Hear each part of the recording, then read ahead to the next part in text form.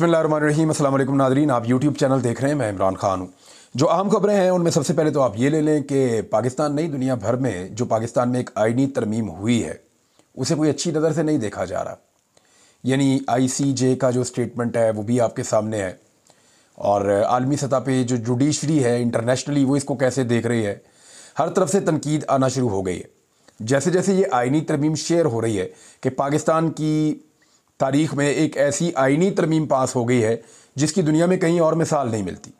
और पाकिस्तान जैसे मुल्क में जहाँ पे जाली हुकूमतें बनती हैं, जहाँ पे 4 मरतबा डिक्टेटर्स रह चुके हैं, जहाँ पे हुकूमतें बनने और उनके टूटने में इस्टेब्लिशमेंट का हाथ होता है, वहाँ पे अदलिया के ऊपर इस किस्म का कंट्रोल, इसका मतलब ये है कि आइंदा कोई भी इस्टेब्लिशमेंट अगर इस मुल्क में खेल खेलना चाहेगी तो अदलिया जो एक रास्ते की रुकावट होती थी वो आइंदा रुकावट नहीं रहेगी। तो एक बहुत इंपॉर्टेंट चीज़ है। बैन अवी मीडिया इसको रिपोर्ट कर रहा है, बरतानवी अखबार है बहुत बड़ा। पहले तो सबसे जो ट्रिब्यून की हेडलाइन थी कल सुबह की वो कमाल थी। द ट्रिब्यून ने जो लिखा था उन्होंने कहा जी ये तो अदलिया के पर उतर दिए इन्होंने इस आईनी तरमीम के ज़रिए से। फिर आप ये देखें द गार्डियन ने इसके अंदर क्या लिखा। द गार्डियन इसके अंदर लिखता है जी कि मेंबरान कौमी असम्बली या जो पार्लियामेंटेरियंस हैं उनको हरासा करके हुकूमत पाकिस्तान ने अदलिया के इख्तियारात और आज़ादियों पर पाबंदी लगा दी है।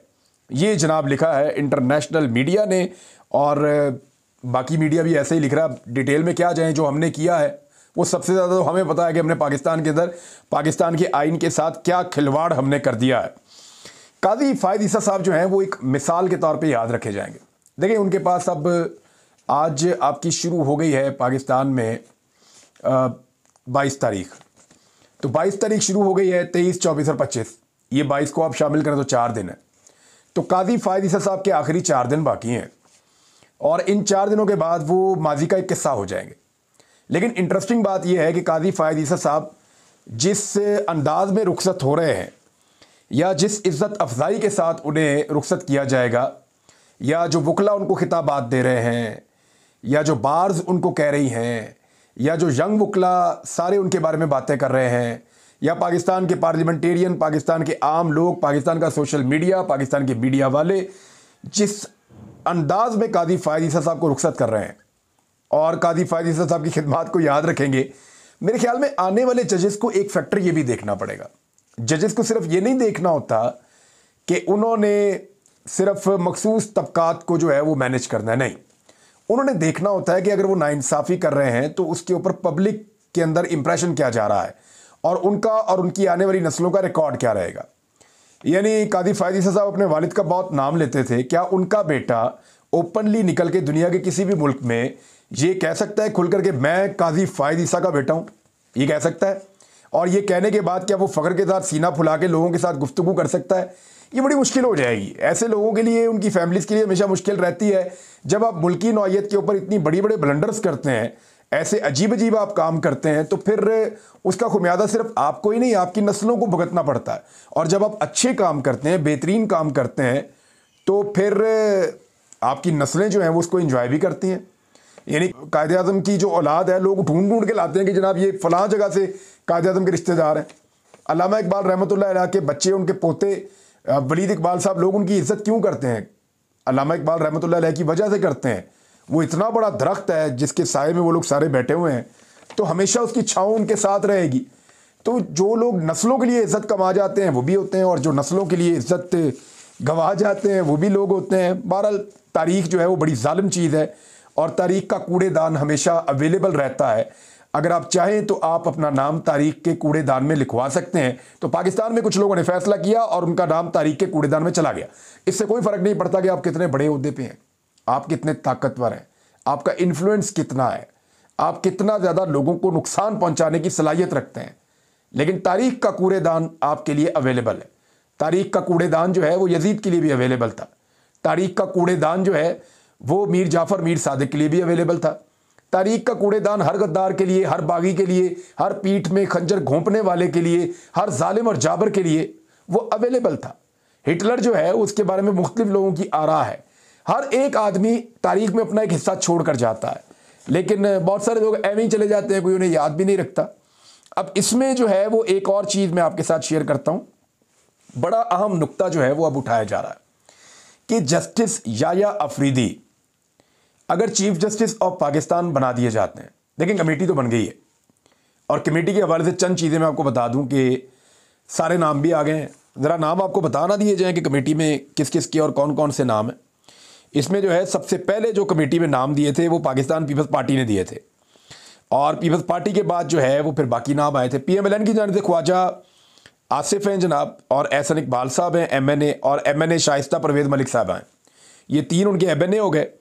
और उसके बाद जनाब पीपल्स पार्टी के जो MNA हैं उनमें राजा परवेज़ अशरफ हैं और नवीद कमर साहब हैं। और उसके बाद जी एक मिस राना अंसार, ये भी MNA हैं जी।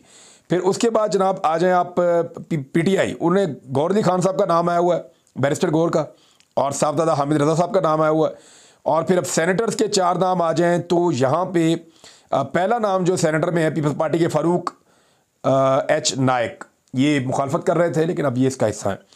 अच्छा, इसके बाद जनाब आज़म नज़ीर तारड़, ये नून लीग की जानिब से आ गए, और अली ज़फ़र साहब आ गए बैरिस्टर PTI की जानिब से, और कामरान मुर्तज़ा साहब आ गए सेनेटर, ये फजल रहमान साहब की जानिब से। तो इस तरह जनाब ये पूरे हो गए। एक MQM का वोट भी है इसके अंदर, मिसिज़ राना अंसार जो वोट है ये MQM का वोट है। तो इस तरह जनाब ये फॉर्मेशन पूरी हो जाती है। अब 8 वोट हुकूमत के पास मौजूद हैं, जिसको चाहें वो जज बना दें। तो पाकिस्तान तहरीक इंसाफ के हवाले से एक सवाल है, वो मैंने उठाया भी था कि क्या पाकिस्तान तहरीक इंसाफ को इस कमेटी का हिस्सा बनना चाहिए। वो तो इसके खिलाफ थे। पाकिस्तान तहरीक इंसाफ या उनके चेयरमैन जो हैं, बानी चेयरमैन इमरान खान साहब, लीडर हैं इस पार्टी के, साबिक वज़ीर आज़म हैं, वो तो इस आइनी तरमीम में और इस जाली मैंडेट वाली हुकूमत में मानते ही नहीं है। तो जब वो एक चीज़ को मानते ही नहीं है तो उसके नतीजे में बनने वाली एक कमेटी का वो हिस्सा बन सकते हैं। टेक्निकल क्वेश्चन है, बाद औक़ात आपको कड़वे घूंट करने पड़ते हैं सियासत में, सिस्टम का आपको हिस्सा रहना पड़ता है, क्योंकि इमरान खान सिस्टम के अंदर लेके लड़ना चाह रहे हैं, सिस्टम के बाहर नहीं निकलना चाह रहे। वो आइन, कानून और सिस्टम के अंदर रहना चाहते हैं। ये बड़ी अच्छी बात है। लेकिन अब ये कमेटी के अंदर क्या पाकिस्तान तहरीक इंसाफ को रहना चाहिए? तो इसमें जो पॉलिटिकल कमेटी है पाकिस्तान तहरीक इंसाफ की, उन्होंने कहा जी इसका हिस्सा नहीं बनेंगे, इसके इजलास में शिरकत नहीं करेगी, पाकिस्तान तहरीक इंसाफ इसके इजलास का बाइकआउट करेगी। बहरहाल वहाँ पे फिर भी 9 वोट मौजूद है, बाकी वो बड़े आराम से अपना चीफ जस्टिस ले आएंगे। पॉलिटिकल कमेटी ने कुछ और फैसले भी किए, उन पर बाद में आते हैं। लेकिन पहले अगर याह्या अफरीदी बन जाते हैं चीफ जस्टिस, या उन्हें बना दिया जाता है, तो 2 जो सीनियर जजेस हैं, यानी नंबर 1 के ऊपर जस्टिस मंसूर अली शाह हैं, नंबर 2 के ऊपर जस्टिस मुनीब अख्तर साहब हैं, नंबर 3 के ऊपर जस्टिस याह्या अफरीदी साहब हैं। अब सवाल ये पैदा होता है कि अगर पहले 2 को छोड़कर जस्टिस याह्या अफरीदी को बना दिया जाता है तो क्या पहले 2 रिटायर हो जाएंगे? क्योंकि सुपरसीड हो गए ना। मिलिट्री में आमतौर पे ऐसे होता है कि जब किसी जूनियर को आर्मी चीफ बनाया जाता है तो उनसे सीनियर जो हैं वो रिटायरमेंट ले लेते हैं, और वो कबल अज़ वक्त रिटायर होकर चले जाते हैं कि हम अपने जूनियर को सल्यूट नहीं कर रहे। लेकिन क्या यहाँ पे अदलिया में ऐसा होगा? ये एक बहुत बड़ा सवाल है। दूसरी एक और चीज़ है, जस्टिस याह्या अफरीदी को चीफ जस्टिस तो बनना है, चाहे वो पुराने तरीके से बने चाहे वो नए तरीके से बन तो वो सकते हैं। अब उनकी पड़ी हुई है मुबैना तौर पे, कुछ लोग बता रहे थे कि 8 साल उनकी सर्विस पड़ी हुई है। अभी उनके पास 8 साल की सर्विस बतौर जज मौजूद है सुप्रीम कोर्ट ऑफ पाकिस्तान के। तो क्या वो 3 साल के लिए चीफ जस्टिस बनना पसंद करेंगे और बाकी 5 साल की सर्विस अपनी ज़ाया कर देंगे, या वो 5 साल मजीद जज रहने के बाद 3 साल के लिए जज बनना पसंद करेंगे? ये बहुत इंपॉर्टेंट है याह्या अफरीदी साहब के हवाले से।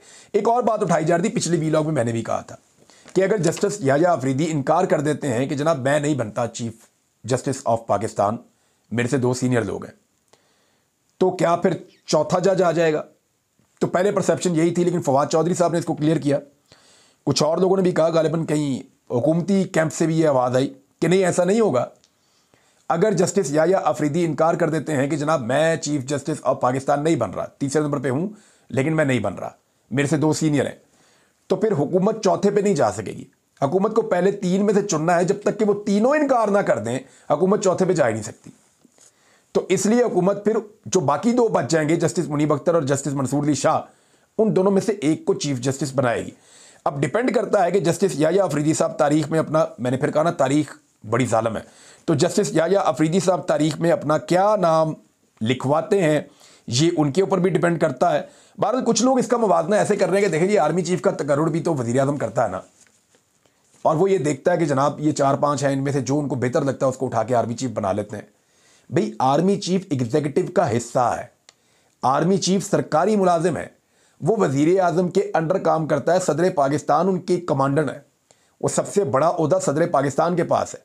आर्मी चीफ का एक महदूद ओहदा है, अब पावर्स बहुत बड़ी उनको मिल गई हैं, ताकत बहुत ज़्यादा है, उसका इस्तेमाल बहुत गलत होता रहा है, लेकिन आर्मी चीफ एग्जीक्यूटिव का हिस्सा है, वो आज़ाद नहीं है, आज़ाद नहीं है, बंधा हुआ है, एग्जीक्यूटिव का हिस्सा है। वो अलग बात है कि ताकत बहुत है, लेकिन जो आपकी जुडिशरी है वो इंडिपेंडेंट होनी चाहिए, वो आज़ाद है, वो किसी की मोहताज नहीं है। लिहाजा जब आप अदलिया की बात करते हैं, चीफ जस्टिस की बात करते हैं, तो वो मैकेनिज्म अलग है, उसका तरीकाकार अलग होना चाहिए, वो आज़ाद है। आपने उसको बांध दिया है पार्लियामेंट के अंदर लाके, और इसी के ऊपर सारी दुनिया कह रही है, बल्कि पाकिस्तान का मजाक उड़ रहा है कि जनाब ये आपने क्या कर दिया है। बहरहाल जो पॉलिटिकल कमेटी है, इस पे ये चीज़ें मैंने आपके सामने रख दी कि याह्या अफरीदी साहब वाले इशू में क्या होगा। कुछ लोग क्लेम कर रहे हैं कि क्योंकि हुकूमत ने बांध लिया निज़ाम को और अब वो जजेस को बार बार परेशान कर सकती है हुकूमत, उनके पास इख्तियारात बहुत बढ़ गए हैं इस आईनी तरमीम के नतीजे में, तो मुमकिन है कि वो जस्टिस मंसूर अली शाह साहब को ही चीफ जस्टिस ऑफ पाकिस्तान बना दे। मुमकिन है कि उनके साथ बैठ के बातचीत की जाए, ठीक है जी ये चीज़ें हैं, मुमकिन है। लेकिन ये सारी आईनी तरमीम हुई क्यों है, इसका वन लाइनर है इमरान खान का रास्ता रोकना। रोको इस आदमी को, ये आ रहा बहुत स्पीड में आ रहा है, इसको रोको, इसको कैसे रोको। फास्ट बॉलर होता है ना, उसके लिए आप पहले पैड पहनते हैं, फिर ग्लव पहनते हैं, फिर थाई लगाते हैं, फिर आप उसके लिए और गार्ड्स पहनते हैं, फिर टांगों के बीच में गार्ड पहनते हैं, फिर आप सर के ऊपर हेलमेट भी पहनते हैं, बाद लोग पसलियों के ऊपर भी लगा के पहनते हैं या कोहनी के ऊपर भी पहनते हैं। तो इमरान खान जो है वो फास्ट बॉलर है, तो एक के बाद एक गार्ड लगाकर देखा, वो रुक नहीं रहा, काबू नहीं आ रहा। तो उसके लिए अभी एक आईनी तरमीम की गई है और कोशिश की गई है कि इसका रास्ता रोका जाए इमरान खान का। लेकिन क्या रोक सकेंगे?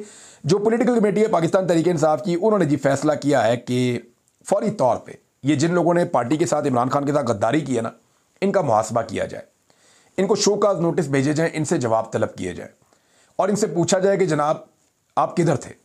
यानी हुसैन कुरैशी साहब के बारे में तो बहुत क्लियरली अभी एक स्टेटमेंट आया, बड़े बाखबर जर्नलिस्ट हैं हमारे हारून रशीद साहब, उन्होंने कहा जी कि ये तो बाप कुर्बानी दे रहा है, बेटा जो है उसने गद्दारी कर दी है। और हुसैन कुरैशी साहब के बारे में बहुत सारी कहानियां आ रही हैं मार्केट में, उन्होंने सिर्फ एक स्टेटमेंट जारी किया, लेकिन उनकी जो खामोशी थी वो बड़ी मानी खेज थी। इस पार्टी के अंदर इस खानदान का एक मुकाम है, जिस तरह उनकी बहन ने स्ट्रगल की, जिस तरह उनके वालिद 1 साल से जेल में है, तो हुसैन कुरैशी का ये बनता नहीं था। ऐसी क्या मजबूरी थी, क्या चीज़ें थी, वो कैसे यहाँ तक पहुँच गए और ये क्या हुआ उनके साथ, अभी कुछ भी कहना कबलस वक्त है। लेकिन ये खेल अभी आगे बढ़ता जाएगा और पता चलेगा आने वाले वक्त में। लेकिन पाकिस्तान तहरीक इंसाफ के वर्कर बहुत गुस्से में है, पार्टी बहुत गुस्से में है। वो ये कह रहे हैं कि जो लोग खड़े रहे इमरान खान के लिए, जिन्होंने मारे खाई, ज्यादतियाँ बर्दाश्त की, फिर उनका क्या कसूर है?